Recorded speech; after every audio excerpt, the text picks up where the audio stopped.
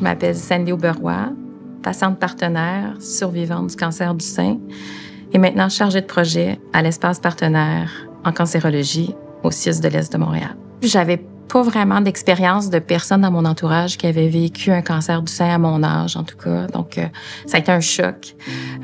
J'avais pas de patient partenaire non plus à qui m'identifier. Donc, c'est sûr que quand tu l'apprends, tout le monde le dit là, quand on voit l'annonce, là, puis ta vie bascule. T'as plein de plans. Tu commences ta quarantaine. T'entends plus rien.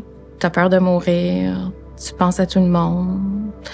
Je m'en suis pas voulu, par contre, parce que c'est pas dans ma personnalité, là. J'en voulais pas, j'étais pas victime, j'étais plus proactive. Dr Dubé, il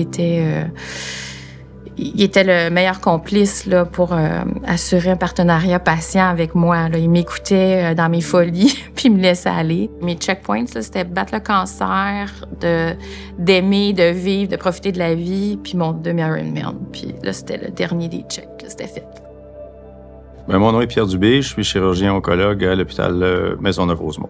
Le traitement du cancer du sein, c'est souvent complexe, très long, et ça fait affaire à différentes spécialités médicales. Donc, c'est un peu comme escalader une montagne. En fait, la marche est longue.